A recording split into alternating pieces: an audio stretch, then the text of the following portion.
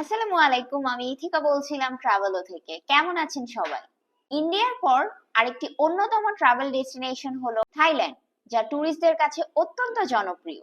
Thailand তার natural beauty এবং cultural লাইফের জন্য সারা বিশ্ব জুড়ে বিখ্যাত। থাইল্যান্ডের প্রতিটি জায়গায় এমন কিছু না কিছু বৈশিষ্ট্য রয়েছে যা প্রত্যেকটি ট্যুরিস্টকে করে তুলবে মুগ্ধ।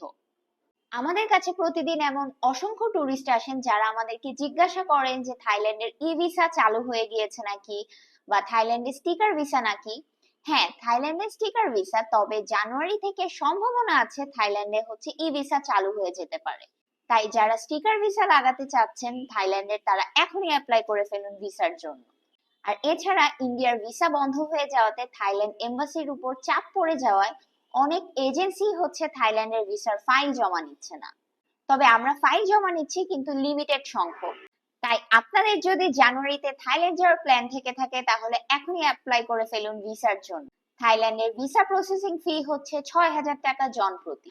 এছাড়া আমাদের থাইল্যান্ডের প্যাকেজও রয়েছে। থাইল্যান্ডের প্যাকেজ প্রাইস শুরু হচ্ছে মাত্র ১৩,৯০০ টাকা থেকে। বিস্তারিত জানতে যোগাযোগ করুন ট্রাভেলোতে।